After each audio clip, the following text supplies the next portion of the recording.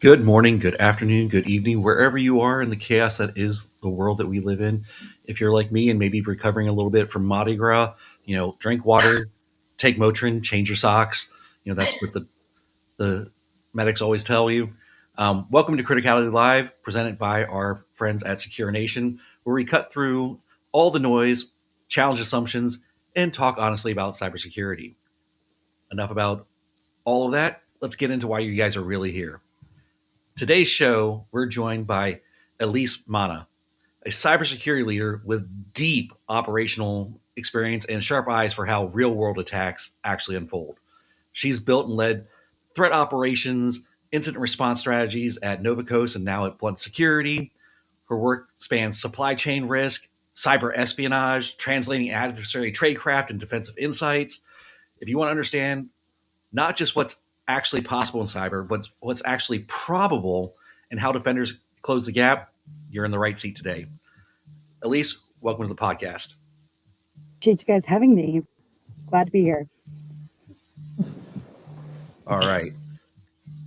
So, Elise and I have known each other for a number of years now. I'm super stoked to have her on the show. So, we always start the show with kind of a how did you get here thing. So, before we get into all the tradecraft and the tactics, I kind of want to zoom in. Every operator has their origin story, and there's a moment that shapes how you see risk, leadership, defense. So, let's rewind a bit and talk about how this all started for you. You didn't Yeah. start in cybersecurity, you were in the finance industry. How did Yeah. you get interested in cybersecurity? And was there a specific moment that or experience that sparked your passion for cybersecurity?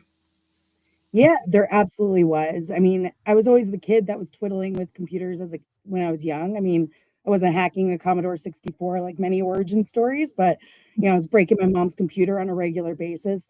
But I that wasn't the field that I thought I was going to get into. And right about the time of the Boston Marathon bombing, I saw all of these people on social media and in the news that were trying. If you remember, there was a manhunt, right? I think they found him in somebody's backyard or something. So everyone online, right? Not law enforcement, everyone online was trying to figure out where he was, who he was, where he placed what, where his social media existed. And I kept seeing this and I kept seeing information security professionals kind of cited or popping up. And I go, what's this thing? And I started digging into it and I realized that it was kind of like the career that I had missed. Like I should have hit that at college and I just didn't even consider it as a job. I didn't even know it was a thing. And from there, I ended up going to my first hacker conference. And Rob Fuller, Mubix, he gave this talk called You Want to Be a Pen Tester. And I didn't end up being a pen tester, but it sparked that bug, right? That passion to do this. Because I just sat there thinking, oh, holy smokes, people break into banks for a living and they get paid for it and it's legal. That just blew my mind. Um, so by the time I had gotten my first SOC job, I was actually doing financial plans by day, SOC work by night. They were on the same block, both buildings. So I just walked from one to the other. I kind of found a love for investigating cybercrime and malware, and I loved messing with cyber criminals and like getting their stuff shut down. And I really just kind of became my passion. So that was how I ended up more kind of blue team, purple versus red. That's great. I worked in financial services when I moved into this Oh, field what? as well. Yeah, and I'm in Boston, and I moved into the cyber role from internal audit just a few months before the Boston Marathon bombing. That was Oh, like wow. not in my backyard, but near my office. So I remember that very vividly. Um, so what was your first role in information security, and like what lessons from that early experience still influence how you think about defense today? That's a great question. So my first job was just straight SOC analyst one. But the SOC at Fish Labs is not the way that you think of a SOC, right? You think of SOC watching a sim and dashboards and those kinds of things. Our portal just gave us phishing URLs and malware C2s and BEC scams and phone scams and all these kinds of things. So it was a very like different approach, and it kind of tapped into some of my fraud background working in finance because every year you have to go through the anti-money laundering training, you have to go through KYC training, all that stuff, right? So I was very familiar with financial fraud already, just from the background there. And I was surprised how much my investment operations experience translated to security operations. Very high pressure environments, very small room for error. Um, and once you're done with the one thing, you are on to the next high pressure, very timely step that you needed to do. So being able to work in those kinds of environments and be collaborative as well, I think helped me. Even though, like when I started in the SOC, I mean, I don't think I knew what a domain registrar was, quite frankly. Like I was coming out really, really basic level.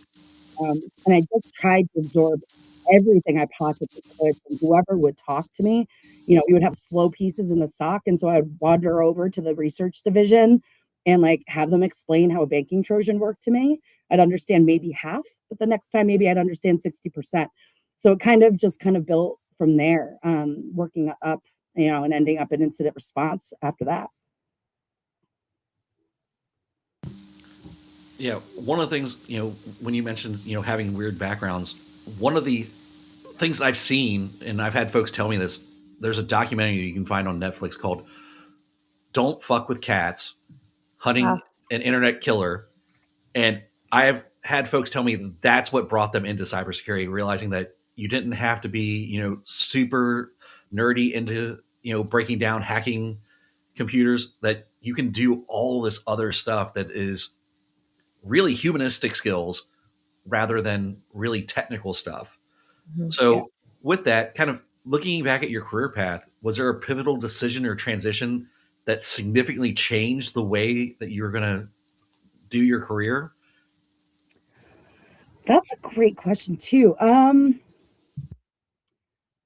I think a lot of it I was flying by the seat of my pants transparently. Like, you know, kind of hopping from threat and case to threat to case, and so it brought me into different things.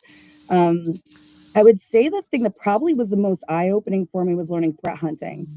Uh, it's a very weird skill set.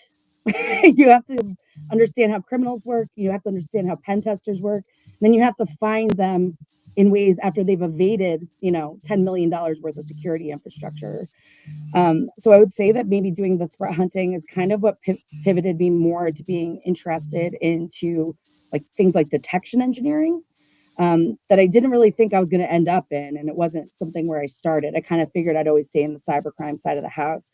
And being able to do that and kind of translate, this is what the attack looks like, this is where it's going to spread. These are all the detections or prevention strategies you need to do. I kind of loved being able to see that full chain. I still kind of love that, right? Like just one piece of the puzzle is never going to be enough. I could tell you you've got threats all over the place, but they could show back up 2 days if you don't take action on the findings. So I think that was probably what kind of solidified the path more, versus like wanting to, you know, go back to try pen testing or anything like that. Um, yeah, I would say that was probably the biggest moment. I would say that there's definitely cases though to reference, you know, the documentary, um, that kind of inspired me. Like there was one, it was one of my first incident response, like staff augmentation contracts. I was working at a hospital and they were taking me on a tour through the hospital. And this guy that was also on the IR team took me on this like secret service elevator that came up to a floor that like you weren't really supposed to go to. And we came out in the NICU. And I remember just like kind of standing, we were just in the lobby and just standing there and kind of realizing the gravity of what I was doing. I mean, I feel kind of cheesy saying it, but you know, you were literally protecting newborn babies, preemies, right? If that department went down and offline, right? I knew what things would spiral. I knew what the clinical firewall looked like. I knew what the perimeter looked like. And I think that was probably what kind of solidified the incident response specifically of being like, I kind of need to do this. I feel like I'm almost not called, but you know, this is the direction I need to go. Yeah, I've seen that a lot with folks in cybersecurity, particularly the folks who are coming from other career fields. People like me who came from the service, people are coming from law enforcement, medical backgrounds. It's just a continuation of, protecting people just in a Yeah. different way. 100%. I mean, you know, I was really close with my grandmother, for example. When she would get call scams or charity scams, there was something in my brain that just snapped. I wanted to defend her and I wanted to protect her so much. I still get this way with phone scams, especially when they're targeting the elderly. And it's just, I think it's some, I don't know if it's a chicken or egg, if we're wired like that as protectors, and then we find our way here, or if this field makes you feel more like a protector, maybe it's both, but I do think a lot of people are here just because they really want to help. Yeah, absolutely. I did a brief stint at a hospital chain as well, and I can relate to that feeling of, oh, everything rests on this. If there's an outage, there goes like multiple hospitals, multiple sites, and that weight, that gravity that you do feel sitting on your chest is it's a big 100%. one. Yeah. Yeah, especially in incident response, like containment doesn't look the same in healthcare that it does in any other industry. I Yeah. can't shut down an operating room in the middle of a surgery, right? It's just not Right. possible. That stuff's going to keep running and keep being infected, and you just need to know what's going on. Yeah, absolutely. And so obviously, like both of you and I have transitioned into this security field. So other than, learning everything you can, like being that sponge and sucking up all of that information and kind of challenging yourself with like courses and continuing education, what was one of the other bigger challenge that you faced early in your career, and how did you overcome it? Keeping my sanity, probably. So, uh, you probably might have seen this in some of the descriptions Yeah. before this cast went live, right? Like the list of skills is kind of like it's threat hunting and threat intel and phishing response. Da, da, da. I see all that stuff as the same thing. The industry does not. So having my interest in all those pieces and trying to learn 6 things at once Yeah. was very difficult until I could see kind of the dots and the gray lines between those things. And then it kind of became more clear that it was actually the same skill set in a lot of ways, just being applied differently in different places. And I think that realization helped me train a team that all had come from different backgrounds. I pulled people that were doing ATM security. I had one person that came straight out of military with absolutely no technical experience whatsoever. People out of college, and so I think that my background, as well as the kind of like, no, we're just looking for an anomaly, right? Like I'm not talking about a specific threat. We're looking for an anomaly in data. How do you approach that? I think those kinds of things really helped me grow and start growing teams beyond just myself. Absolutely. Yeah, I saw someone just made a comment. I think it's Garrett. It's kind of gone off my screen now about having been a like bartender and a server and all that stuff. Yep. I was a server at IHOP, the Olive Garden, and Legal Seafood. And let me tell you, like, oh, and in retail. I did some time in retail. So Oh, we have it in our bones, to deal with escalations. If someone gets upset, if you spill a drink on somebody, if, clothes don't fit, if someone's yelling at you about a sale that, you have no control over as well. So those are very complementary skill sets when you move into an incident response or a security position where you're constantly under fire. So I just wanted to point that out, Garrett. I feel you, man. I think a lot of us do, some especially that came from kind of weird backgrounds, like you said. It's just that I think even those customer service skills do translate.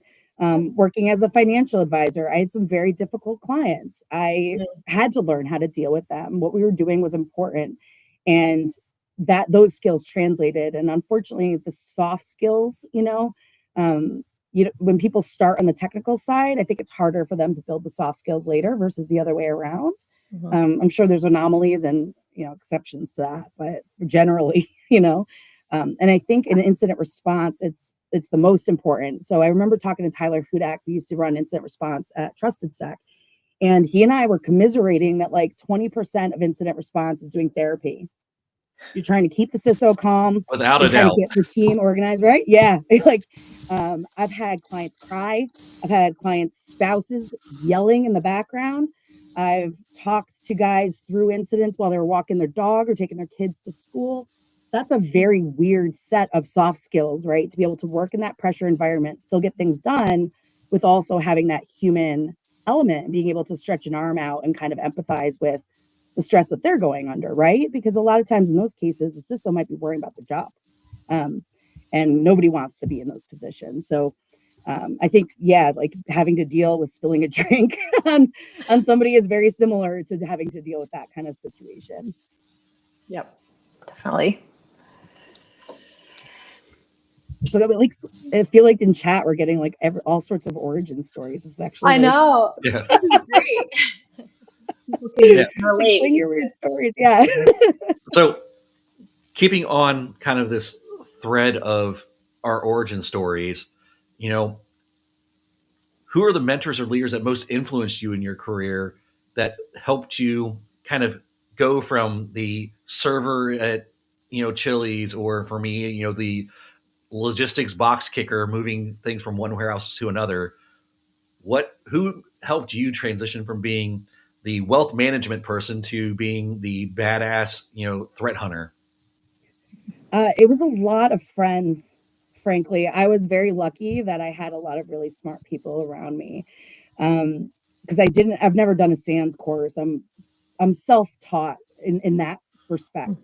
The first friend I ever had at InfoSec was a government contractor. He did red teaming and exploit development, down in Charleston, South Carolina. So he was the first person that taught me Kali Linux. He also taught me how to lockpick. So that was kind of, what started there. And then, when I came into, I had great people around me at Fish Labs. I mean, the CEO was the founder at the time, John LaCour. He would actually like literally roll up his sleeves and come down to the SOC when we were buried and help us run through cases. The guy was an amazing leader from that perspective. So I borrowed things from him. Coming into Nova Coast, there were a lot of people that weren't formally trained that were just crazy smart, that had taught themselves things, again, through mentorship. And then I had a mentor on the forensic side that I'm really grateful for, because that's a very kind of niche-y thing, and there's even smaller room for error because things might go into litigation. So that, I had a mentor that has taken every one of my screaming, crying phone calls of this case is going sideways and I don't know what to do. That that man, he had lots of experience. He was just kind of like aging out. He just didn't want to handle the stress of IR anymore.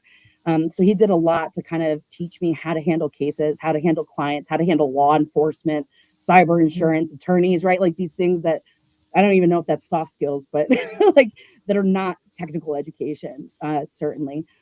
Past that, like I watched a lot of YouTube talks. So like Chris Nickerson, I think he's still with Layers Consulting. I think I've watched every red teaming talk that guy's ever given, just because his stories are great. DB and Olam, on the physical security side, always got me hooked on that. So there's definitely those kind of like, I don't know, hacker personalities. I don't know if that's what to call them, but that kind of influenced me on the way, whether they knew it or not, in a lot of cases. Yeah.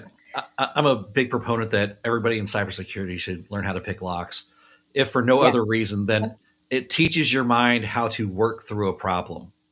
Yes, 100%. And it teaches you patience too. Plus, it's really cool, like, over cocktail stories or tricks to do for people. They love it. So if you have a practice lock on you, like doing that. I remember somebody showing me how to get in through a push bar door, like after hours at a hacker conference, like in the back end of a hotel kind of thing. Like it was innocent, but you know what it took? A coat hanger. I never would have thought to use a coat hanger to break into a locked door, but it works every single time. So it's just like those little things that you do pick up. I think how to work through the problem and how to identify a loophole. I think that's true whether you're an accountant, a lawyer, or a hacker. You're looking for, this is the corpus of information. This is the way something's set up. This is the hole I need to get through. How do I kind of configure everything to get through it? So I think it's kind of more of a wiring that you just develop, as you're doing that problem solving, for sure, Josh. Yeah, I will say I had for one of my security awareness training sessions that I did, we had someone come into the office in Cambridge. It was an employee who was a member of Tool. And okay, yeah. I think that's where I got my first kit. Yep. Shout out to Tool. And they did a lockpicking session for everybody. We all sat around a big boardroom table and worked together and had a presentation on exactly what you just said, Elise, and how it ties everything together and the way your brain starts to work through problems. I think for anyone out there that needs to have a fun program put in place, like that's a good session to have for sure. Oh yeah. Lockpicking villages are the best. I remember having one where they would handcuff you. You had to pick 3 doorknobs and get yourself out of the handcuffs within a certain amount of time. And you could decide which order, right? You could pick the doors while you were handcuffed. You could shim yourself out of the handcuffs first. Not skills that I ever thought I would need to develop, and I probably didn't need to develop, but it's nice to know I can get into my house if I lock myself out. Yeah. And I can't find the hide a key though. Yeah. So Great. yeah, and it's a good camaraderie too, because like I think just sitting around the table, you always have a pile of locks, a pile of picks, tensioners, and you're just kind of going through it. And I think that was what like the physical security stuff. Like I've always loved that, and I just never have really worked in it too much. It's been very adjacent to what I've done. And that's part of, I think, what drove me to like executive protection, because that's one of the few areas where cybersecurity and physical security actually meet. And that doesn't happen enough. You know, there's not enough conversations between like facilities security or cyber in most organizations. Yeah, absolutely. I agree with that. So shifting gears a little bit here, let's talk about your leadership style.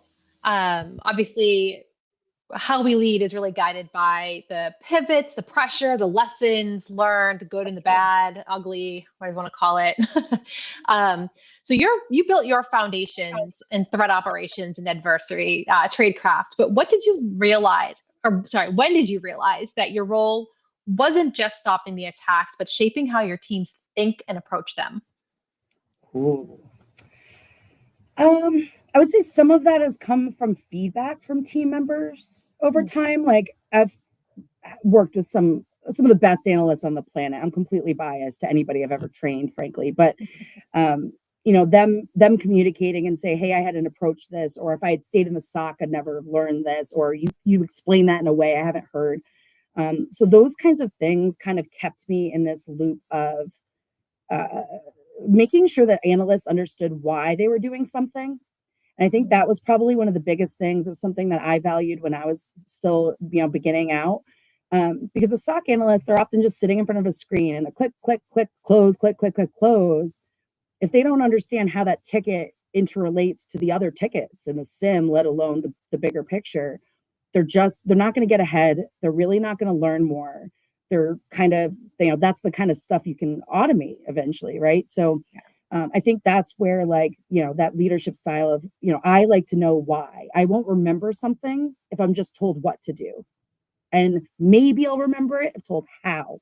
But it'll stick if I understand why. And so, and if I have any of my team members on the call, they're probably laughing right now because I've always said that you got to know the why. So I think from there, and then other pieces was I identify as an analyst, and I think I always will, no matter what my title is or where I work.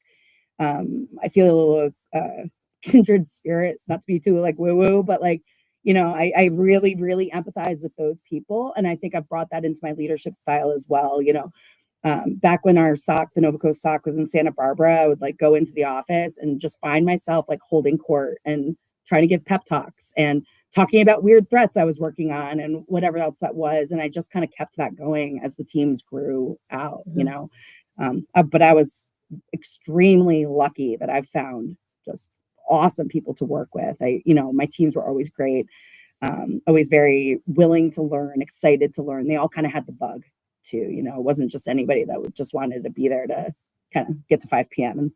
and run away.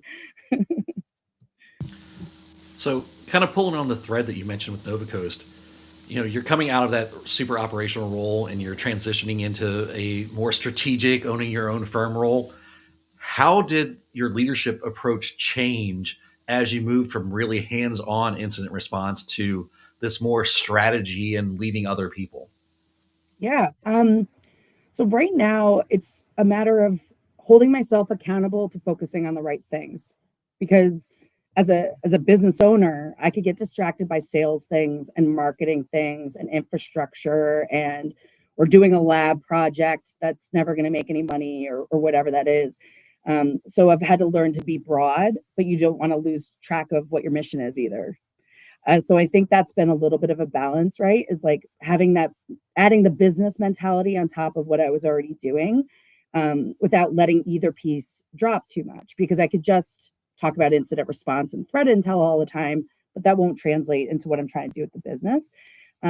So from a leadership role, I think I'm hoping I can keep the same mannerisms and the same approach to the people I work with. I would like to keep my team small. I've always worked better with that. I don't think I'll ever be a huge corporation, because as a leader, I want to know everyone I'm working with. I want to hire the best of the best. I don't want to handhold. I don't want to micromanage. I want people to show me that I'm wrong. So that might be another piece that I've probably borrowed, is like, I like being told I'm wrong, and I highly encourage it from clients. It doesn't team members, it doesn't matter, because that's how I learn, right? Everybody learns when that happens. So I think that's another piece, is like trying not to keep that ego there, and just remember that I'm a lifelong learner, and that tomorrow the security problems could look different, and 2 weeks from now they could look different again. So you always still have to be adapting. Yeah, I have no problem being wrong, but actually show why I'm wrong. Don't just tell me Yes. I'm wrong. Yeah. Come with your receipts, as my kids say. Yeah, prove it, but Yep, I couldn't agree more, especially with the keeping so I'm out on my own now as well. So different approach to security. I'm coming up the GRC side versus your side with the threat hunting and things like that, that background. But I agree, like having a small team, being able to rely on each other, know each other, I think that makes it just so much more easy for everyone involved to continue to learn and grow. I agree with that approach for sure yeah, on that. 100%. Especially when you're dealing with high pressure situations, like even like incident response planning per se, like in the corporate world, isn't really high pressure necessarily planning, right? Working with individuals and families and small businesses, it becomes a lot more critical to do that kind of thing.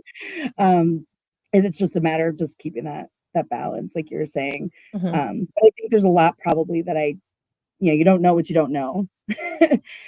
So I'm just hoping, like, if I can keep myself accountable and also have people around me that support me and hold me accountable, that tell me when I'm overstepping, Yes.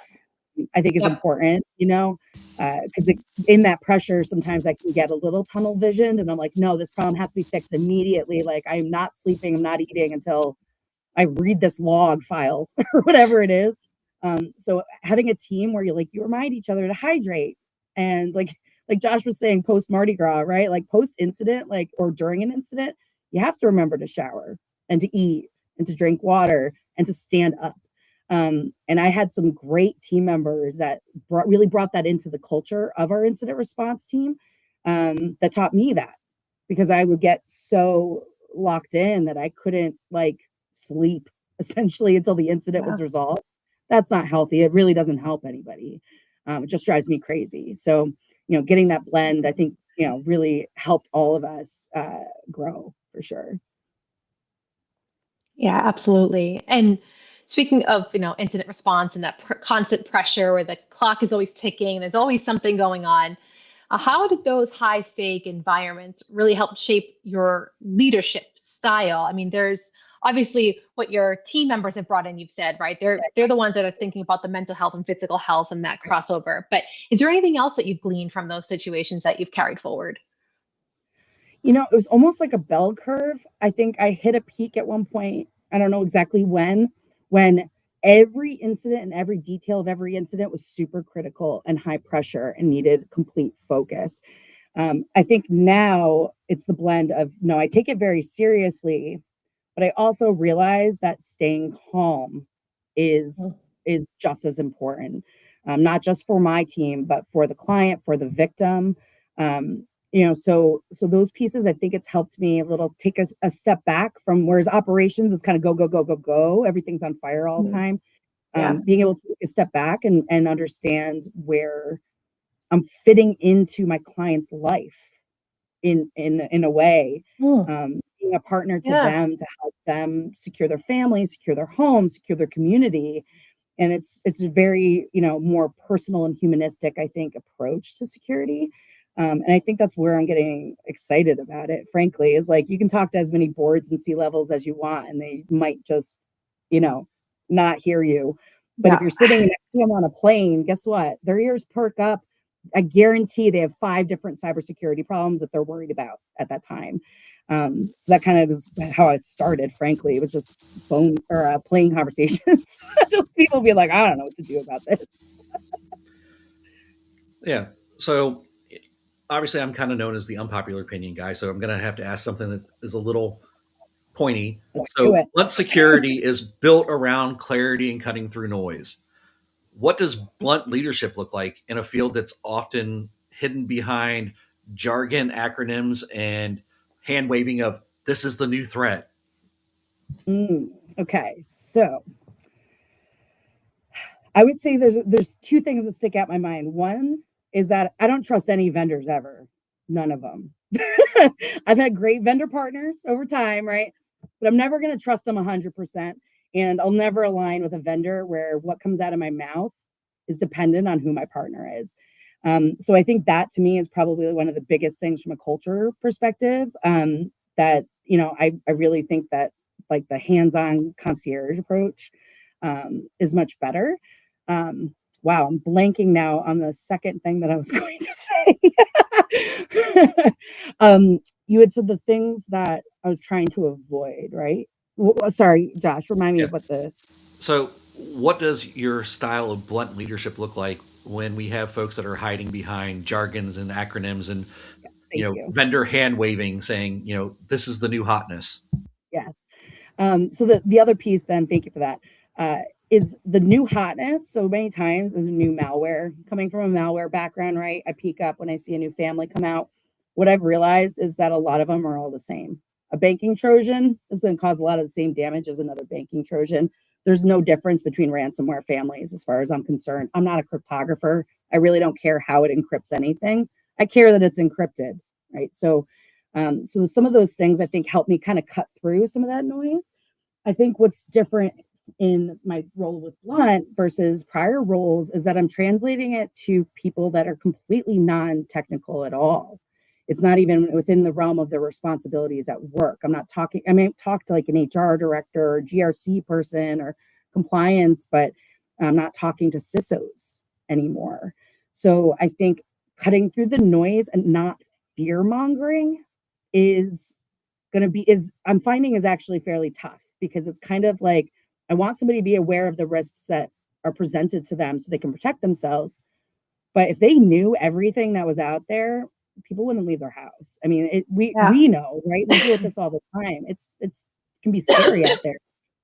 So trying to translate like this is what you need to do, kind of explaining that why, right? Keeping that piece without maybe explaining all of the reasons why something's important, depending on who you're training or who you're talking to. And I think that's going to be very different because before I was always talking to CISOs or technical folks, Intel folks, it's a different language entirely. Oop, looks like we lost Kayla. Yeah. So there's a lot of hype in cybersecurity right now about the magic word AI, next gen everything. From Mhm. your perspective, what does a steady, disciplined leadership look like in an environment that is, this rapidly evolving? The new AI platform comes out every 2 weeks.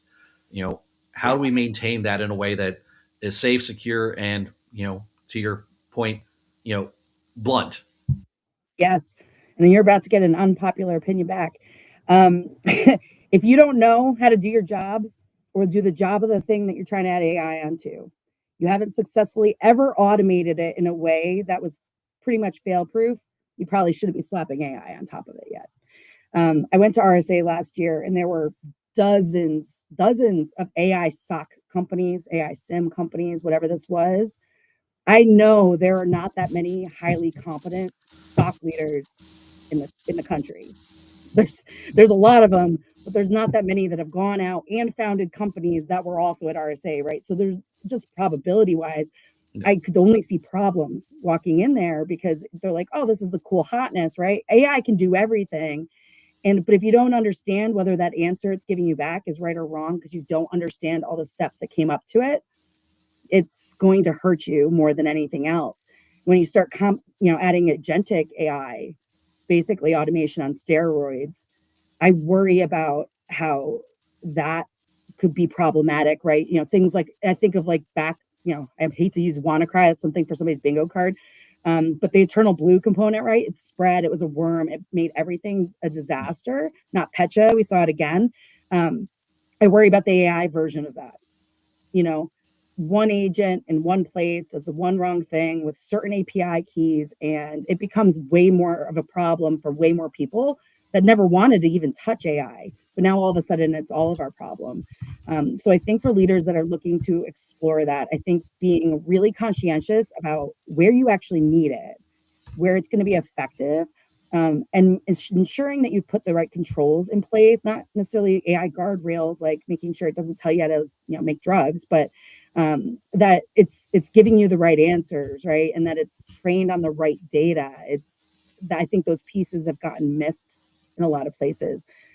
Even Gemini and ChatGPT suck at incident response. I'll go to the mat on that one. I've thrown some questions at those things. You're just like, I could have done better with like Alta Vista back in the 90s, like Wow. this. Like wow, that I haven't heard that in forever. That's where I learned Babelfish. That was how I always did my French homework. So I was a hacker even back then. I mean, in full disclosure, I was a Dogpile guy because Dogpile searched all the other search engines. Dogpile.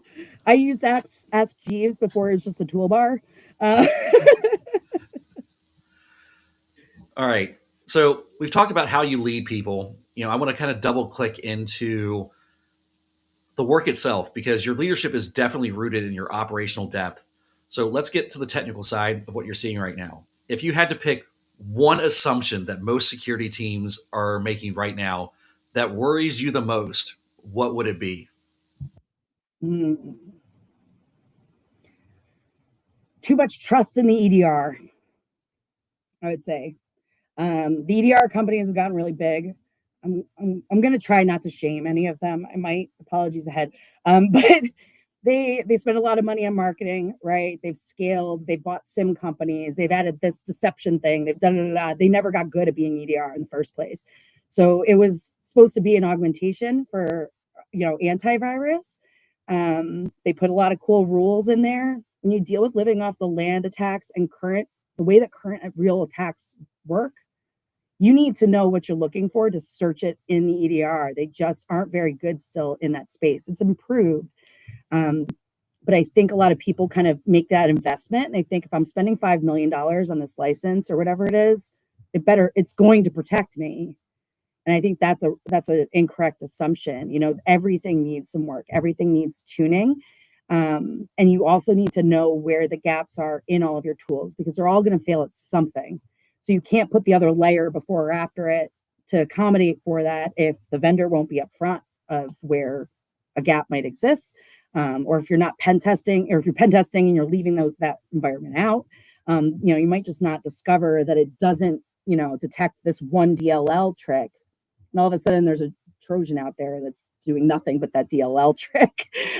It could, be a big problem really quickly, So you mean the fact that, EDR might not pick up that somebody's maliciously using TeamViewer that I'm using in my environment is a gap that EDRs might have? Mind-boggling to me. I started doing these hygiene hunts and then the team kind of took it and built it out into like this cool automated thing.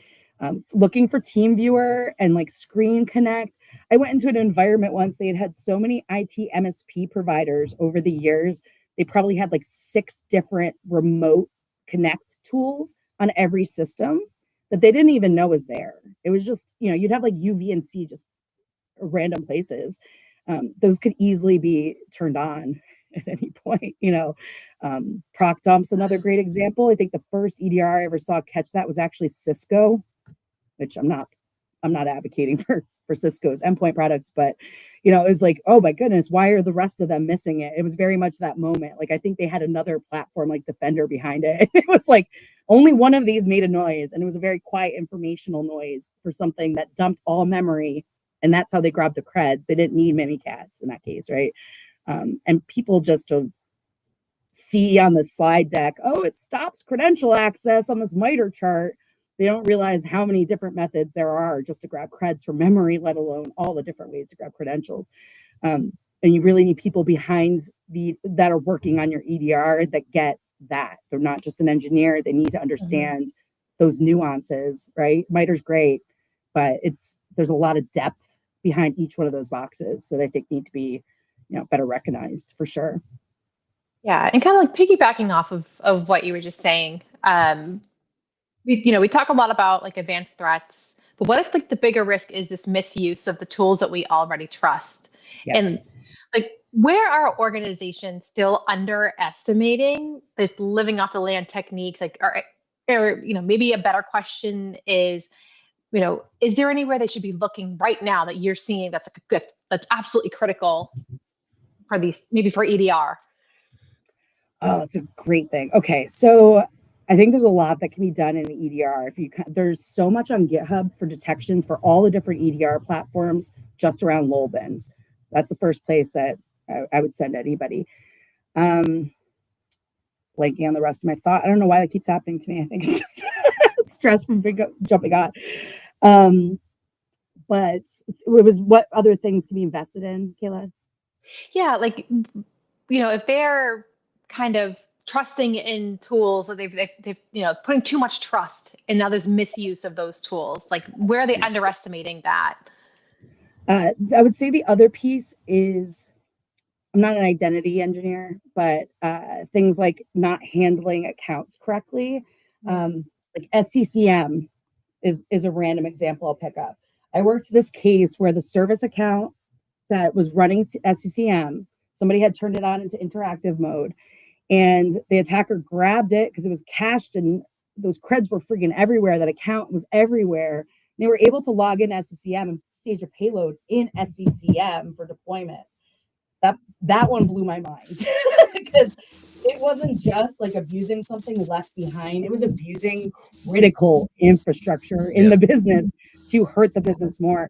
There was just a case where a virtual machine, the attacker spun up a virtual machine because they had made it to the ESXi environment, a hypervisor environment, and used that for their beachhead host because nobody saw that a new VM had been spun up. And then there's a lot of things that we use as security professionals or people use as IT professionals, right? FileZilla, that it works, but historically it's been bundled with a lot of crap you don't want. Things like rclone, we might use that for backups. You might even have a scheduled task to do backup servers using rclone or something to that effect, but attackers are using that for exfiltration everywhere.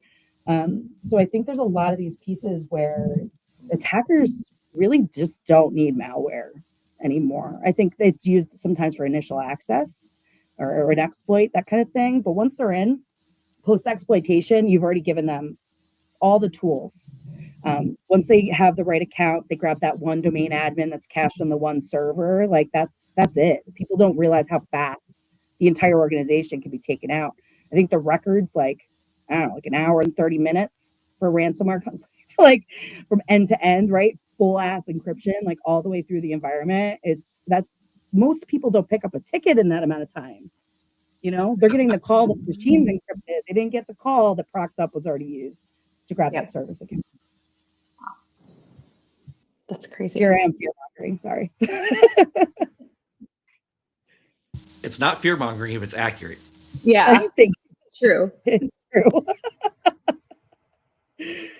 Yeah, the weaponization, I think, of known things has been for sure the most interesting. You even see that with things like C2 or file hosting, like PDF hosting things, like online OneNote.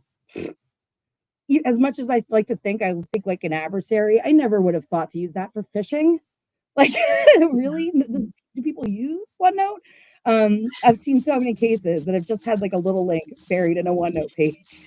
And that's what goes out, Yeah. I guess you can turn the app off in your Microsoft licensing, but are you going to? Absolutely not. So one question I have for you, because this is something that I deal with a lot coming up the governance, risk, and compliance side.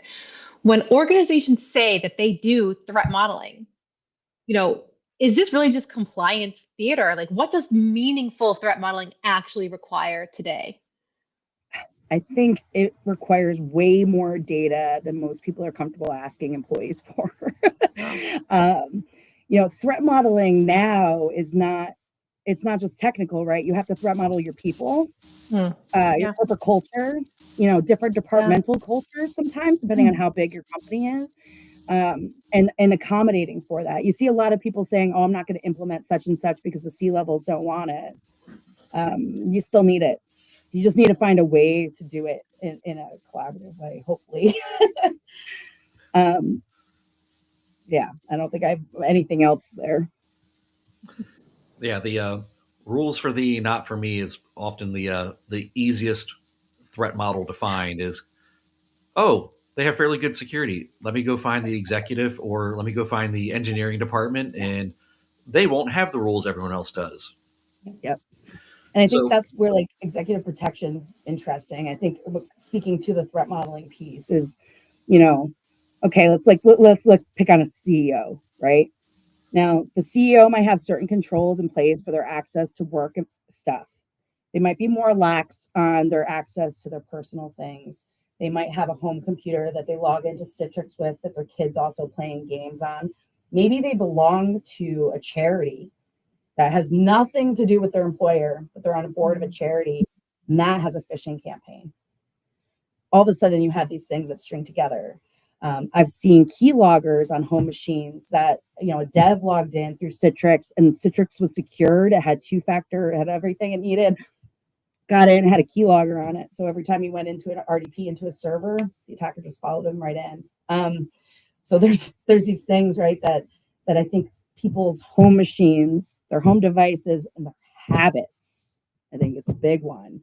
If somebody's going to be really lax in one place on security, they're probably going to be lax in others. Mhm. Again, because they might not understand why. It's just going to feel inconvenient. Two-factor authentication is a perfect example, right? We all know it should be on everything. No, like there's no way around it, but it's annoying. I mean, I think it's annoying for all of us, right? I just switched over to UBT. I got to do that and a password. Like I made it harder for me to do my job. But I can sit back a little bit and be like, all right, I don't have to quite worry about this server as much as because it is just me. I can't watch everything all the time. yeah, So from that perspective, I think the threat model is much wider. I think then you start talking about supply chain, third party risk, fourth, nth party risk. It's just this kind of giant cluster, of risk that's out there that gets pulled into the threat model. A vendor gets popped and nobody has to spoof their email address. That email is coming directly from their inbox to you with the next piece of that campaign. And it can be very convincing. Address books get stolen, email signatures get stolen. Imitate used to grab whole threads and then use the thread to piggyback off of. Yep. It was a brilliant Dealt, technique. dealt with It was that. very, very Yep. effective. so we have a question from one of the folks in the audience. How Sure. can you threat model people? Mm, It's a great question. So this is actually what I'm trying to do when I intake new clients, frankly. So I'm kind of honing it in a bit, but this is something I actually learned from financial planning. Is first you need to collect everything they've got, right? You need to accounts, people, and assets. So assets mean something different in the financial world than they do to us in the technical world, but an asset's an asset, right? It's something that you own, there's value to it, it's worth protecting. So when you kind of take that into account and you know a little bit more about a person, like, are they dating? Do they really love dogs? Do they talk about their dog online too much? Do they, do they have a lot of different phones? Do they love playing around with cryptocurrency, but know nothing about security whatsoever? Those kinds of things, those little habits, I think can be garnered from people's posting, the way that they write, conversations that you have with them. It's very hard to do on the enterprise scale. But when you're threat modeling people directly, you can kind of get an idea through conversations of not just what their pain points are, but where are they likely to misstep or where are they likely to be targeted. I think there's also a piece of that that's behavioral threat monitoring. I can't remember what the A is, BTAM, that I'm integrating into that is like, it's kind of like, it's behavioral profiling essentially. You try not to abstract too much, right? You don't want to, just assume things about people, but having a general idea of like this person or somebody in this job tends to do XYZ. Now I know how I can help, protect that client better or that company better, right? You've got this executive that just keeps putting out information on LinkedIn that they shouldn't be putting out there. Maybe each post is fine, but if you put all of them together, there's a problem, right? That's the mosaic theory of intelligence. If I can grab enough data, I can absolutely figure out your stuff. And I think that's what gets missed in a lot of threat modeling, because you're just looking at the target object, right? You're not looking at the whole ecosystem around it. That's absolutely crazy to me, but you're right. It all ties in, all of it. Yeah. Never would have thought, but that's a great question. Okay, so we always end Criticality Live with a set of core questions, the ones that will give our audience those practical, kind of hands-on, take it with you insights that they can use straight away. So my first question for you is, if you could fix one thing about the cybersecurity industry overnight, what would it be? Ban Chrome extensions, hands down. It can be done through a couple of registry keys. And the fact that any company allows any Chrome extension installed still, just I'll never understand it. The other piece is paying attention to your web servers. They get neglected quite a bit. People think, oh, it doesn't have the database on that server. I'm not really worried about it, but every time I've been brought into a web server compromise, or even like I had a VoIP server, which is kind of on the edge there, they were always missing logging. They were always missing protections. The thing wasn't up to date. I've seen abandoned servers, like that kind of stuff happen.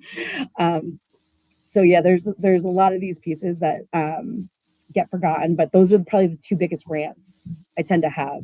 The browser extensions are huge, and if you do any research on them, you'll just see how much information they just suck right out. And then the web servers, because they're pivot points. They're going to be connected to something, even if they're in the DMZ. Otherwise, why do you have it? And I think even to that follow on is having web servers that are under your control. So if you're hosting your website at a hosting provider somewhere else, and nobody's ever actually like checking your DNS records, that kind of thing, it might be your primary business website. And if you don't have the ability to monitor that, where you see things like Salesforce, right? It's really hard to monitor Salesforce if it's cloud-based, but you need to. You need all those audit logs. So, those kind of you trust Salesforce and HubSpot right? completely, Yeah. implicitly. It's had a really good couple of years, huh? Sorry, Salesforce. No, they, that comes into the third party, right? I would say that's maybe another thing. It's like people don't. I think actually people focus too much on third party risk. They don't think about the third party's vendors, and that has already been problematic in many cases out there, right? And it's not always disclosed who gave what, but it's very rare that an incident only involves one company. So I think that being aware again of that larger ecosystem, whether you're formally threat modeling or not, is not just relying on the third parties, which you might have thousands of them. I understand that this is not an easy thing, but also understanding how they handle their third party risk, etc. I think just becomes important, especially as stuff gets it's always going to become more connected, right? We're not removing connections from anything anytime soon. All right. So our second question is, what's one practice? It can be technical, cultural, a mix of both, that you wish organizations would just stop immediately. It's really tiny. Stop training your users to hover over a link to decide if it's good or not. That is the most useless technique for. It can maybe detect like 5% of those phishing leaks, but I guarantee the current phishing criminals, they've already figured out how to bypass that.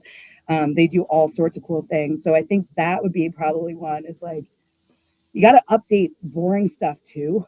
Like nobody wants to do annual security training. But that one, I've seen it, people fall for it quite a bit. There's anything else big that I would change, would be Also, controlling DNS. I think DNS gets really like underserved. Um, you can stop so much stuff. Just trying to move closer to a whitelist model, especially if you do it by a department basis, right? Because people are doing the same things every day.